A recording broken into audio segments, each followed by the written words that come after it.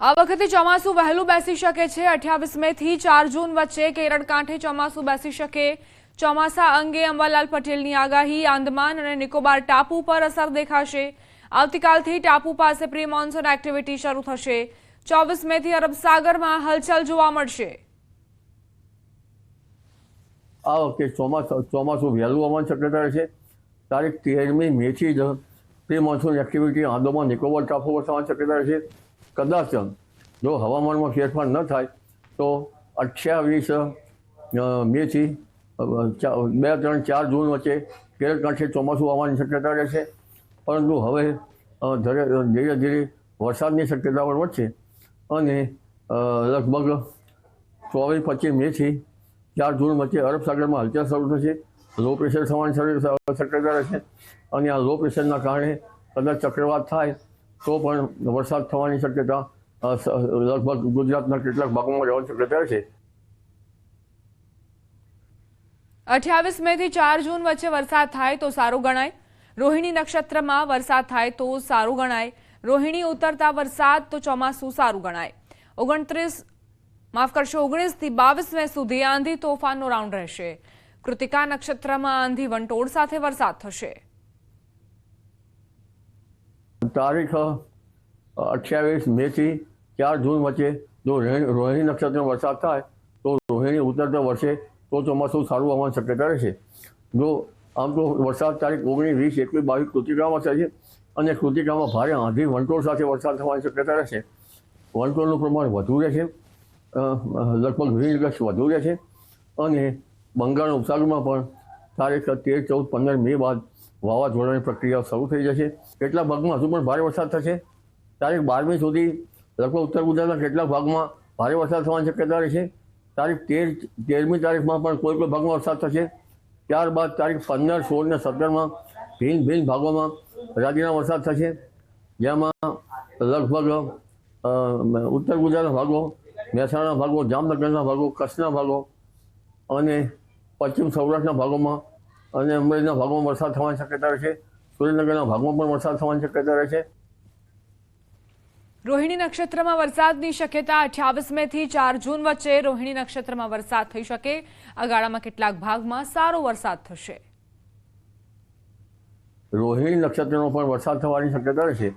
તારીખ 28 મે થી 4 જૂન વચ્ચે રોહિણી નક્ષત્રનો વરસાદ કોઈ ભાગમાં થવાની શક્યતા રહેશે અને આ વરસાદ લગભગ ઘણો ભાગમાં સારો છે।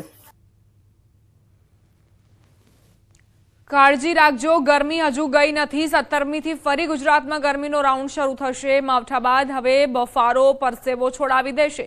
કેટલાક ભાગોમાં પારો 40 ડિગ્રીએ પહોંચી શકે। ભેજ અને ઉકળાટનો અનુભવ થશે। 15મી બાદ ઉકળાટ, ગરમીનો ડોઝ વધશે। તારીખ 17 થી ગરમી વધશે અને મહત્તમ તાપમાન કોઈ ભાગમાં 39 ડિગ્રી કે 40 ડિગ્રી સેલ્સિયસ જેવું થવાની શક્યતા રહેશે, જેમાં મધ્ય ગુજરાતના ભાગોમાં મહત્તમ તાપમાન લગભગ 39-40 ડિગ્રી સેલ્સિયસ જેવું રહેવાની શક્યતા રહેશે। મહેસાણાના ભાગોમાં પણ 39-40 ડિગ્રી સેલ્સિયસ જેવું રહેવાની શક્યતા રહેશે। દક્ષિણ ગુજરાતના ભાગોમાં 33-34 ડિગ્રી સેલ્સિયસ જેવું રહેવાની શક્યતા રહેશે। પશ્ચિમ સૌરાષ્ટ્રના ભાગોમાં 33-34 ડિગ્રી સેલ્સિયસ જેવું મહત્તમ તાપમાન થવાની શક્યતા રહેશે। એટલે હવે ભેજ અને ઉકળાટ સાથે તારીખ 15 બાદ ગરમી વધતી જશે।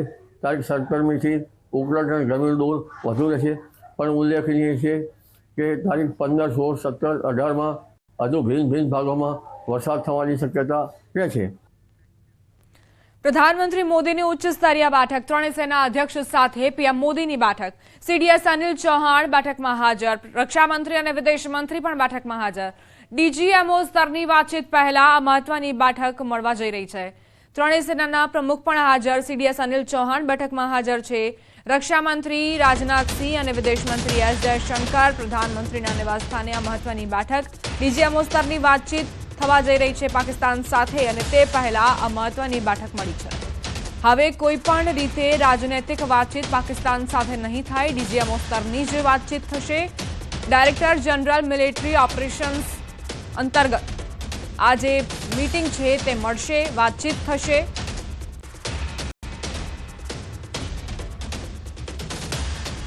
ભારત પાકિસ્તાન વચ્ચે યુદ્ધ વિરામ બાદ તમામ બંધ કરાયેલા એરપોર્ટ તાત્કાલિક અસરથી નાગરિક કામગીરી માટે ખોલવામાં આવશે। એરપોર્ટ ઓથોરિટી ઓફ ઇન્ડિયાએ સૂચનાઓ જારી કરી છે. ભારત પાકિસ્તાન વચ્ચે જે તણાવની સ્થિતિ હતી, પાકિસ્તાન તરફથી જે ડ્રોન હુમલા થઈ રહ્યા હતા, બીજી તરફ જે સીમાવર્તી વિસ્તારો છે ત્યાં પણ ટાર્ગેટ કરવામાં આવી રહ્યા હતા મિસાઇલ અને ડ્રોન, જેના કારણે એરપોર્ટ બંધ કરવાની જાહેરાત કરવામાં આવી હતી. હવે સીઝ ફાયર બાદ એ બંધ કરાયેલ એરપોર્ટ પર ફરી એક વખત કામગીરી શરૂ થશે. મહત્વપૂર્ણ સમાચાર. એક જ પરિવારના 4ને કરંટ લાગ્યો, જેમાં એકનું મોત નીપજ્યું છે. વડોદરાના વાઘોડિયાના અંબાલી ગામનો બનાવ. મિની વાવાઝોડા બાદ ઘરનું સમારકામ ચાલતું હતું. પતરાવાળા ઘરની છત સરખી કરવા જતા કરંટ લાગ્યો. વીજતારના કારણે વીજ કરંટ લાગ્યો હતો. એક પછી એકને બચાવવા જતા 4 વ્યક્તિને કરંટ લાગ્યો. વનરાજ પરમારનું આ દુર્ઘટનામાં મોત થયું. તારાબેન નામના વૃદ્ધાની હાલત નાજુક છે. બનાવ બાદ MGVCLને જામ કરવામાં આવી.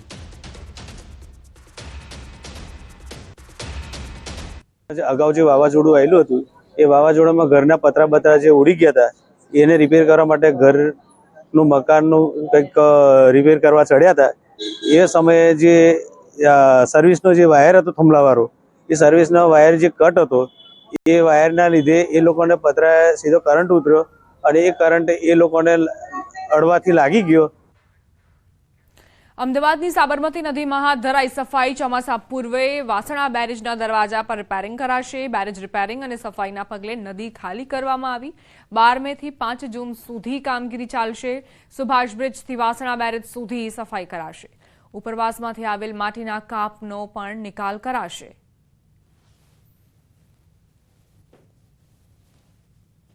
અમદાવાદ શહેરમાંથી પસાર થતી સાબરમતી નદીની સફાઈ અભિયાન છે મહાનગરપાલિકા હાથ ધરી રહ્યું છે. સાબરમતી રિવરફ્રન્ટ બોર્ડ અને મહાનગરપાલિકાના સંયુક્ત ઉપક્રમે જે સાબરમતી રિવરફ્રન્ટ છે તેની જે મુખ્ય નદી છે તે નદીને સફાઈ કરવાની કામગીરી મહાનગરપાલિકા કરી રહી છે. ખાસ કરીને જ્યારે વાસણા બેરેજ પણ અનેક વર્ષો બાદ તેનું મેન્ટેનન્સ કરવામાં આવ્યું છે, તેના કારણે આખી સાબરમતી નદી છે તેને ખાલી કરવાની ફરજ છે તંત્રએ પડી છે. કારણ કે જે વરસાદ આવે તેની પહેલા મહાનગરપાલિકા છે તે આગોતરું આયોજન કરવા માંગી રહી છે કે જે સાબરમતી નદી છે તેની નદીની અંદર જે પણ માટી છે તે માટી છે જે પુરાણ થઈ ગયા છે, જે રીતે રેતીનો કાપ આવી રહ્યો હતો તે રેતીનો કાપ પણ અહીં નિકાલ કરવાની કામગીરી કરી છે. કારણ કે એક હંમેશા માટે એક સમસ્યા હોય છે, જ્યારે પણ અમદાવાદ શહેરમાં વરસાદ થાય છે ત્યારે સૌથી પહેલો જે પ્રશ્ન હોય છે તે હોય છે કે સાબરમતી નદી છે તે પાણીથી ભરેલી છે, તેથી તે વાસણા બેરેજના દરવાજા ખોલવાની ફરજ તંત્રને પડતી છે. પરંતુ આ વખતે મહાનગરપાલિકા આગોતરું આયોજન કરી રહી છે અને સાબરમતી નદીનો જે તટ છે, જે સાબરમતી નદીનો જે ભાગ છે રિવરફ્રન્ટનો, તેને અહીં ખોદાણ કરીને તેની કહી શકાય કે તેની સફાઈ કરવાની કામગીરી છે તે હાલ હાથ ધરવામાં આવી રહી છે. પરંતુ સાથે જ કહી શકાય કે 12 તારીખથી શરૂ થયેલી આ સફાઈ અભિયાન છે તે આગામી 5 જૂન સુધી ચાલશે અને અલગ અલગ તબક્કાવાર જે સુભાષ બ્રિજથી લઈને વાસણા બેરેજ સુધી આખી આ સાબરમતી નદી છે તેની સફાઈ કરાશે. તેમાં જનભાગીદારી એટલે લોકોની પણ જનભાગીદારીનો ઉપયોગ કરાશે. મહાનગરપાલિકા પણ પોતાના તમામ જે સાધનોનો ઉપયોગ કરીને જે ઉપરવાસમાંથી આવતું જે સતત જે માટીનો કાપ છે તેનો પણ નિકાલ કરશે અને સાબરમતી નદી છે તેને વધુ ચોખ્ખી કરવાનો પ્રયાસ અહીં મહાનગરપાલિકા કરવા જઈ રહી છે. કમલ ખેંગારાઠોડ સાથે પ્રણવ પટેલ, ન્યૂઝ 18 અમદાવાદ. રાજકોટનું હિરાસર ઇન્ટરનેશનલ એરપોર્ટ શરૂ. સોમવારે સવારના 10:20 કામકાજ શરૂ થયું. સિવિલિયન ફ્લાઇટ માટે એરપોર્ટ શરૂ થયું. અગાઉ યુદ્ધ જેવી પરિસ્થિતિને લઈને 15 તારીખ સુધી રાજકોટનું હિરાસર એરપોર્ટ બંધ રાખવાની જાહેરાત કરાઈ હતી. ભારત અને પાકિસ્તાન વચ્ચે સીઝફાયર બાબતે સહમતિ સધાતા એરપોર્ટ શરૂ કરાયું. અગાઉ મિલિટરી ઓપરેશન્સ માટે અનામત રાખવામાં આવ્યું હતું એરપોર્ટ.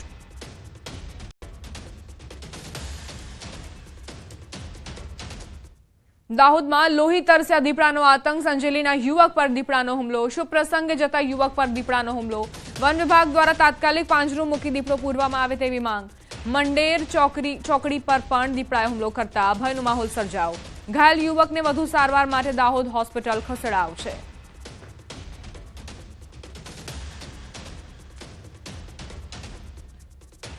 ભાજપ સંગઠનમાં ફરી અસંતોષના સૂર ઉઠ્યા છે. વાત ભરૂચ જિલ્લા ભાજપ સંગઠનની, જ્યાં જિલ્લા ભાજપના નવા પ્રમુખ અને હોદ્દેદારોને લઈ વિવાદ છંછેડાયો. ખુદ સાંસદ મનસુખ વસાવા પાર્ટીના નિર્ણયો સામે અવારનવાર નારાજગી વ્યક્ત કરી રહ્યા છે. નવા વરાયેલા પ્રમુખ અને હોદ્દેદારો આપ અને કોંગ્રેસમાંથી આવેલા નેતાઓ હોવાથી ભાજપના કાર્યકર્તાઓ નારાજ થયા છે. વળી પ્રમુખ આદિવાસી નેતાઓ હોય તેવી પણ માંગો ઉઠી રહી છે. બીજી તરફ ભરૂચ જિલ્લાના નવા ભાજપ પ્રમુખ પ્રકાશ મોદીએ કહ્યું કે સાથે મળી વિવાદનો અંત લાવીશું. સ્વાભાવિક છે કે ત્યાંના કાર્યકર્તાની અપેક્ષા હોય, જૂના વર્ષોથી કામ કરતા હોય, એમને એક આશા હોય કે મહામંત્રી તરીકે આદિવાસી હોવા જોઈએ અને વર્ષોથી આ પ્રકારની એક પરંપરા ચાલતી આવી છે. તો આના માટે ઘણા બધા કાર્યકર્તાઓ એ નારાજગી વ્યક્ત કરી કે ભાઈ બંને તાલુકામાં સામાન્ય પ્રમુખ છે તો મહામંત્રીઓ બંને આદિવાસી હોવા જોઈએ બંને તાલુકામાં. આ લોકોને કીધું છે કે કંઈક આવનારા દિવસોમાં પોઝિટિવ જે કંઈ હશે બધાને સંતોષ થાય એ રીતના કામગીરી જે કંઈ અસંતોષ થયો હશે દૂર કરવામાં આવશે. સુરતથી સમાચાર. મંદિરના સમયમાં ડાયમંડ વર્કર યુનિયન અને GJEPC રત્ન કલાકારોની મદદે આવ્યું. રત્ન કલાકારોને 35,000નો આરોગ્ય વીમો આપવામાં આવશે. સાથે જ 10,000 રત્ન કલાકારોના બાળકોને ચોપડા વિતરણ કરવામાં આવશે. આ માટે ફોર્મ ભરવાની કામગીરી ડાયમંડ વર્કર યુનિયનના સભ્યો દ્વારા શરૂ કરવામાં આવી. મદદનો લાભ લેવા આજતા રત્ન કલાકારો 20 મે સુધી ફોર્મ ભરી શકશે. આ એક કેમ્પનું આયોજન કરેલ છે. આવનારા દિવસોની અંદર કારીગરો જે આત્મહત્યાનું પ્રમાણ વધે છે એ ન થાય એ માટે સુરતની અંદર એક કાર્યક્રમ આયોજન કરવામાં આવશે અને આત્મહત્યા ન કરે એ બાબતે જાગૃતિ લાવવામાં આવશે. આ 10,000 બાળકોને અહીંથી અમે નોટબુક વિતરણ કરવાના છીએ અને પરિચયનું કાર્ડ પણ જેમ્સન જ્વેલરી એક્સપોર્ટ પ્રમોશન કાઉન્સિલની સાથે મળીને કરવાના છે. બોગસ જાતિના સર્ટીથી નોકરી કૌભાંડ. સાબરકાંઠામાંથી ઝડપાયું બોગસ સર્ટી કૌભાંડ. બોગસ જાતિના પ્રમાણપત્રથી નોકરી મેળવી 3 પોલીસ કોન્સ્ટેબલ સામે ફરિયાદ. વિજયનગર મામલતદારે ફરિયાદ નોંધાવી. રેલવે પોલીસ અને ગુજરાત પોલીસમાં નોકરી મેળવી 3 પોલીસ કોન્સ્ટેબલ સામે વિજયનગર પોલીસે ફરિયાદ નોંધી. વર્ષ 2003 થી 2012 દરમિયાન જાતિના બોગસ પ્રમાણપત્ર બનાવ્યા હોવાનું સામે આવ્યું. રેલવે પોલીસમાં ફરજ બજાવતા નરસિંહ સોલંકી, CRPFમાં ફરજ બજાવતા હિંમતસિંહ સોલંકી, અમદાવાદ પોલીસમાં ફરજ બજાવતી સુમિત્રા સોલંકી સામે ફરિયાદ. સંવાદદાતા ઈશાન જોડાઈ ગયા છે વધુ જાણકારી સાથે. ઈશાન, બોગસ જાતિના પ્રમાણપત્ર બનાવીને અને નોકરી મેળવવામાં આવી છે, શું હકીકત? જી બા, ચોક્કસ કે વિજયનગરમાં બોગસ જાતિના પ્રમાણપત્ર મેળવીને નોકરી મેળવ્યાની ફરિયાદ વિજયનગર મામલતદાર દ્વારા નોંધવામાં આવી છે. નોંધનીય છે કે 3 પોલીસ કોન્સ્ટેબલ સામે વિજયનગર પોલીસે ફરિયાદ નોંધી છે. વર્ષ 2003 થી 2012 દરમિયાન ત્રણેય જણાએ જાતિના બોગસ પ્રમાણપત્રો બનાવ્યા હતા અને જે નોકરી ઉપર ચડ્યા હતા ત્યારથી જ સમગ્ર મામલો મામલતદારને સામે આવતા જ આ સમગ્ર મામલે ફરિયાદ નોંધવામાં આવી છે અને હાલ તો વિજયનગર પોલીસ આ સમગ્ર મામલે તપાસ કરી રહી છે. જી દીપા. આભાર ઈશાન જાણકારી આપવા માટે. રોકાઈશું એક બ્રેક માટે. આપ જોતા રહો ન્યૂઝ 18 ગુજરાતી.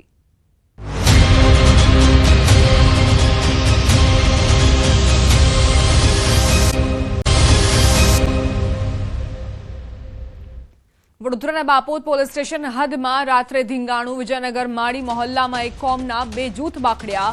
2 જૂથો વચ્ચે સામસામે પથ્થરમારો થયો. લાકડી પથ્થરોથી એકબીજા પર હુમલાના વિડીયો. પથ્થરમારામાં મહિલાઓ પણ જોવા મળી. યુવતીની છેડતીના આક્ષેપ બાદ મામલો બિચક્યો હતો. મંદિર પાસે બેસી રહેતા અસામાજિક તત્વો મહિલાઓની અવારનવાર છેડતી કરતા હોવાના સ્થાનિકોના આરોપ. સામાન્ય તકરાર ભારે પથ્થરમારામાં પરિવર્તિત થઈ હતી. પથ્થરમારાની ઘટનામાં કેટલાક લોકો ઘાયલ થયા. કેટલાક લોકો લોહીલુહાણ હાલતમાં પોલીસ સ્ટેશન પહોંચ્યા. અસામાજિક તત્વોને પોલીસ છાવરતી હોવાના આરોપ પણ મુકાયા છે. વડોદરાના વિજયનગર માળી મહોલ્લાની આ ઘટના. મંદિર પાસે કેટલાક અસામાજિક તત્વો બેસીને અને મહિલાઓની છેડતી કરતા હોવાના આરોપ.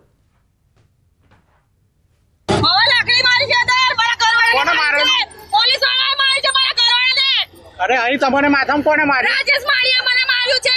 દીપક રાજેશ માળી અને બે જણા ફરાર છે, બોલતા નથી. આજુ એ લોકો ફંદરા લીધા છે.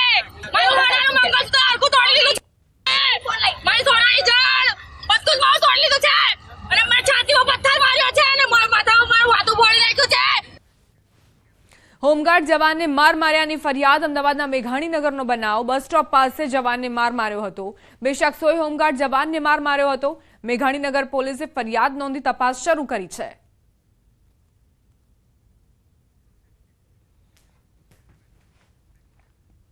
યાત્રાધામ શામળાજી ખાતે ભક્તોની ભીડ ઉમટી. પૂર્ણિમાના પાવન અવસરે શામળિયાના દર્શને હજારો ભક્તો ઉમટ્યા.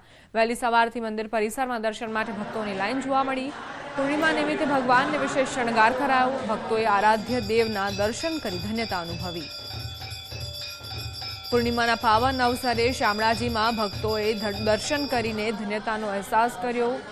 ભગવાનને વિશેષ શણગાર કરવામાં આવ્યો હતો અને શણગારને જોઈને ભગવાનને જોઈને સૌ કોઈ મંત્રમુગ્ધ થયા. અહીં આરતીનો લહાવો લેવા માટે પણ મોટા પ્રમાણમાં ભક્તો ઉમટ્યા હતા.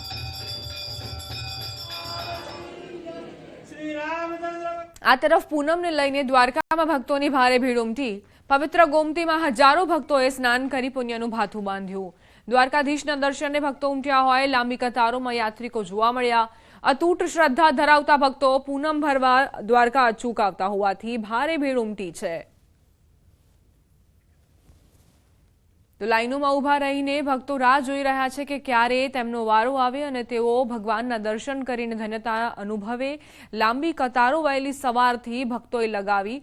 પૂનમને લઈને દ્વારકામાં ભક્તો ઉમટતા હોય છે, દર પૂનમ ભરવા માટે આવતા હોય છે અને એટલે જ દ્વારકાની ગલીઓથી માંડીને મંદિર પરિસર સુધી ભક્તોનો જમાવડો જોવા મળ્યો. ગોમતી ઘાટ પર પણ સૌ કોઈ ભક્તો આસ્થાની ડૂબકી લગાવવા માટે આતુર જોવા મળ્યા. દ્વારકા મંદિરની અંદરની તસવીરો પણ સામે આવી છે, જ્યાં ભક્તોની ભારે ભીડ ઉમટી છે. દ્વારકા જિલ્લામાં સતત 5 દિવસ વરસેલા કમોસમી વરસાદે તાંડવ મચાવ્યો.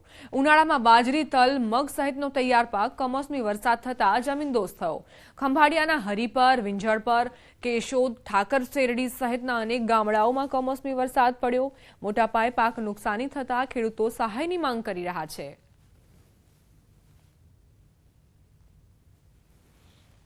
દિવસ ત્યાં કમોસમી વરસાદના હિસાબે જેથી કરીને ખેડૂતની અત્યારે પરિસ્થિતિ બહુ કફોડી થઈ ગઈ છે અને આ ચેનલના માધ્યમથી સરકારશ્રીને કહેવા માંગુ છું કંઈક પણ આની અંદર સહાય કરે. ખેડૂતની હાલત અત્યારે બહુ દયનીય હાલત છે. અમારી બધાની હાલાતીનો બહુ સામનો કરવો પડે છે. આવો વરસાદ તો અમે અમારી લાઈફમાં નથી જોયો. કમોસમી વરસાદ આવે છે પણ એક દિવસનો હોય છે. આ તો 5-5 દિવસ ત્યાં કમોસમી વરસાદ ચાલુ છે.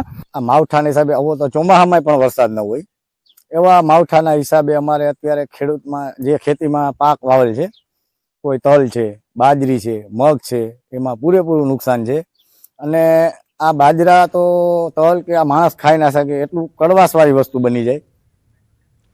અરવલ્લીમાં ગત રાત્રે તીવ્ર વાવાઝોડું ત્રાટક્યું હતું, જેમાં ભિલોડા પાસે આવેલા વાંકાનેર જીઆઈડીસી ખાતે મોટું નુકસાન પહોંચ્યું.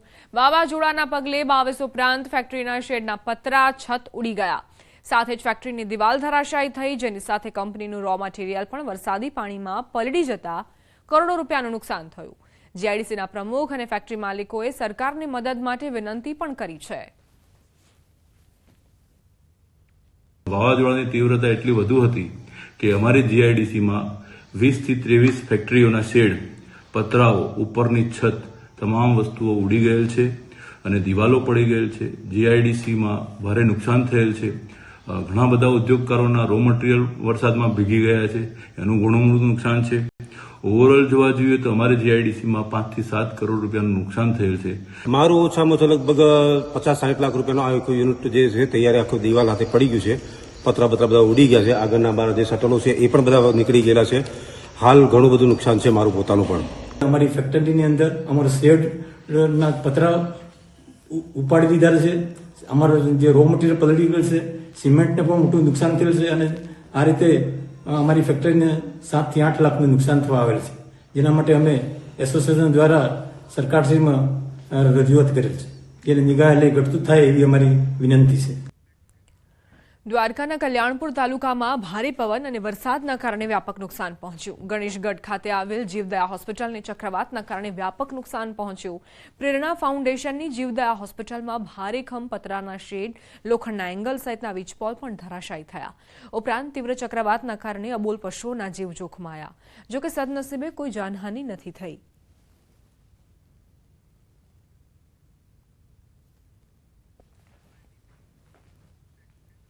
છેલ્લા કેટલાક દિવસોથી પડી રહેલા કમોસમી વરસાદના કારણે ખેડૂતોના હાલ બેહાલ થયા છે. ગીર સોમનાથ જિલ્લામાં પણ માવઠાએ વિનાશ વેર્યો. સતત વરસાદના કારણે કેરીના પાકને નુકસાન થયું છે, પરંતુ સાથે સાથે તલ, બાજરી, અડદ, મગ સહિતના ઉનાળુ પાકોને પણ મોટા પાયે નુકસાન પહોંચ્યું.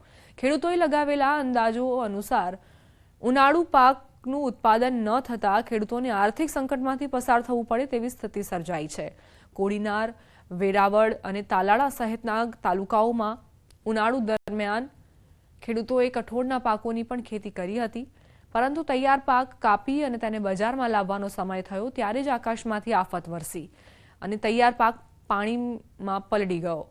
હવે ગીરના ખેડૂતો સરકાર પાસે સહાયની મીટ માંડીને બેઠા છે. 5 દિવસથી સતત વરસાદ, કમોસમી વરસાદ રાત ને દિવસ પડી રહ્યો છે. અત્યારે જે ઉનાળુ પાક છે, અડદ છે, મગ છે, સોળી છે, બાજરી છે, તલ છે, એવા અનેક પાકો પાક ઉપર આવી ગયા છે. લણણીનો સમય પૂરેપૂરો પાકી ગયો છે. ઝાઝા વિસ્તારમાં વરસાદ છે. સરકારને કંઈક દયા આવે તો કંઈક થોડી ઘણી વળતર આપે તો સારું, બાકી તો ખેડૂતોને નુકસાન જ છે. આ 4-5 દિવસથી એક ધારો વરસાદ છે અને આ પાથરા બધી મગ ઉગી ગયા છે. અત્યારે એવી પરિસ્થિતિ છે. આ 2-2.5 વીઘાના મગ છે. નુકસાનનું તો તમે પૂછો માં સાહેબ, હવે આમાં બધી કંઈ હાથમાં આવે એમ નથી. આ બધી મગ ઓલા થઈ ગયા, આમાં પાણી પાયા, કેટલા ખાતરો નાખ્યા, કેટલા ખર્ચા કર્યા. સરકાર આપે તો સારું સહાય થોડી. છેલ્લા કેટલાક દિવસોથી ગીર સોમનાથ જિલ્લામાં કમોસમી વરસાદે માજા મૂકી હોય તે પ્રકારના દ્રશ્યો છે તે સામે આવી રહ્યા છે. ભર ઉનાળે કેટલીક નદીઓમાં પૂર પણ આવ્યા છે, તો કેટલાક ખેડૂતો છે કે જેઓ હવે કમોસમી વરસાદને લઈ અને ત્રાહિમામ પુકારી ચૂક્યા છે. ત્યારે હું આપને ખેડૂતોના ખેતરોના દ્રશ્યો બતાવવાનો પ્રયાસ કરીશ કે આ જે ખેડૂતોના ખેતરો છે તેમાં કઠોળના પાકો છે તે સંપૂર્ણપણે લણવાની તૈયારીમાં હોય અને છેલ્લા કેટલાક દિવસોથી અવિરત કમોસમી વરસાદને કારણે ખેડૂતો છે તે હાલ મોટી મુશ્કેલીમાં મુકાયા છે. ખેડૂતોના મતે સમગ્ર ગીર સોમનાથ જિલ્લાની અંદર જે વરસતો કમોસમી વરસાદ છે તેમના કારણે તેઓનો જે આ કઠોળનો પાક છે તેમજ તલ, બાજરી સહિતના જે પાકો છે તે હાલ નાશ પામી રહ્યા છે. ખેડૂતો માંગ કરી રહ્યા છે કે સરકાર યોગ્ય સર્વે કરાવી અને ખેડૂતોને વળતર આપે, કારણ કે છેલ્લા કેટલાક દિવસોથી અવિરત વરસાદને કારણે આ જે સંપૂર્ણ પાક છે તે બળીને ખાખ થયો છે. દિનેશ સોલંકી, ન્યૂઝ 18 ગુજરાતી, ગીર સોમનાથ. પોરબંદરથી સુભાષનગર તરફ જતા રસ્તાથી સ્થાનિકો ત્રાહિમામ પુકારી ઉઠ્યા છે. વાહન ચાલકોને ભારે હાલાકી વેઠવી પડી રહી છે. પોરબંદરમાં એકમાત્ર જેટી સાથે જોડતા મુખ્ય રસ્તાની દયનીય હાલત જુઓ. માછીમારીને લગતા નિકાસના વાહનોની અવરજવર અને સુરક્ષા એજન્સીઓની જેટી હોવાથી તાત્કાલિક યોગ્ય પગલાં ભરવા માટે માંગ ઉઠી છે. આપણે તમે સ્કૂટર લઈને જાઓ ને તો પણ અહીંયાથી પસાર થવું બહુ કઠિન છે. અને જે ભારી ટ્રકો, કેમ કે આપણે જે ઓલ વેધર પોર્ટની જેટી છે એમાં શિપોનો જે લોડિંગ અનલોડિંગ જે માલ ઉતરે છે તે લઈ જવાની જે મોટા ટ્રકો પણ અહીંથી, ઇવન આપણે જે સુપર ગેસ છે એના પણ ટેન્કરો અહીંથી પસાર થાય ત્યારે જે પરિસ્થિતિ થાય, અવારનવાર એક્સિડન્ટો થાય છે. ત્યાં લાઇટની પણ કોઈ સુવિધા નથી, રસ્તાના પણ હાલત અતિ ખરાબ થઈ ચૂકી છે. યુજીસી દ્વારા જાહેર કરવામાં આવેલી મલ્ટિપલ એન્ટ્રી એક્ઝિટ એસઓપીને મંજૂરી. વીએનએસજીઓ દ્વારા મંજૂરી આપવામાં આવી. લાખો વિદ્યાર્થીઓને એસઓપીનો લાભ મળશે. અધવચ્ચે અભ્યાસ છોડી જતા વિદ્યાર્થીઓને પદવી અથવા સર્ટિફિકેટ નહોતા મળતા. હવે જે વિદ્યાર્થીઓ સમાજમાંથી પરત ફરી ભારતની કોઈપણ યુનિવર્સિટીમાં પ્રવેશી મેળવી શકશે. દક્ષિણ ગુજરાતની સૌથી મોટી યુનિવર્સિટી એટલે કે વીર નર્મદ યુનિવર્સિટીમાં વિદ્યાર્થીઓને લઈને યુજીસીઆઈની એક ગાઈડલાઈન જાહેર કરવામાં આવી છે. એક્ઝિટ અને એન્ટ્રીને લઈને એક મહત્વની એસઓપી જાહેર કરવામાં આવી છે. ત્યારે આપણી સાથે કુલપતિ છે, આપણે સીધા એમની સાથે વાત કરીશું. સાહેબ, આ એસઓપી તૈયાર કરવામાં આવી છે, શું ફાયદો વિદ્યાર્થીઓને? આપણી વીર નર્મદ દક્ષિણ ગુજરાત યુનિવર્સિટીમાં જ્યારે 60 વર્ષ પૂર્ણ કરી રહ્યા છે ત્યારે અત્યાર સુધીમાં આપણી યુનિવર્સિટીએ 8 કરોડ કરતાં વધારે માર્કશીટ, 2 કરોડ કરતાં વધારે પદવી જ્યારે એનાયત કરી છે. પણ એવા જ લોકોને કરી છે કે જેઓએ આ સક્સેસફુલી જે તે અભ્યાસક્રમ પૂર્ણ કર્યો છે.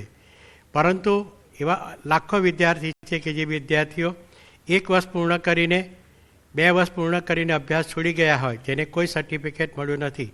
યુજીસીની માર્ગદર્શિકા અનુસાર 1 વર્ષ પૂર્ણ કરીને પણ વિદ્યાર્થી 1 કરતાં વધારે વર્ષ માટે એ સમાજમાં પાછો ફરી શકે છે. 1 વર્ષ પછી મેળવે તો એને સર્ટિફિકેટ આપવામાં આવશે.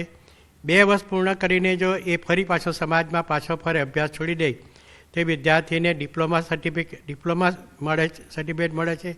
અને 3 વર્ષ પૂર્ણ કરે તો એને ડિગ્રી મળે છે. અને 4 વર્ષ પૂર્ણ કરે ઓનર્સ તો એને સ્નાતક વિથ ઓનર્સની પદવી એનાયત મળે છે. ટૂંકમાં વિશ્વની કોઈપણ યુનિવર્સિટીમાંથી કે ભારત રાષ્ટ્રની યુનિવર્સિટીમાંથી આ રાષ્ટ્રીય શિક્ષણ નીતિ 2020 અંતર્ગત, યુજીસી અંતર્ગત હવે એ આપણી યુનિવર્સિટીના કોઈપણ સેમિસ્ટરમાં આવી શકે છે. કોઈપણ સેમિસ્ટરમાંથી કોઈપણ યુનિવર્સિટીમાં એ જઈ પણ શકે છે. આને અમે એન્ટ્રી એક્ઝિટ કહીએ છીએ. 1 વર્ષ પૂર્ણ સર્ટિફિકેટ, 2 વર્ષ પૂર્ણ ડિપ્લોમા, 3 વર્ષ પૂર્ણ પદવી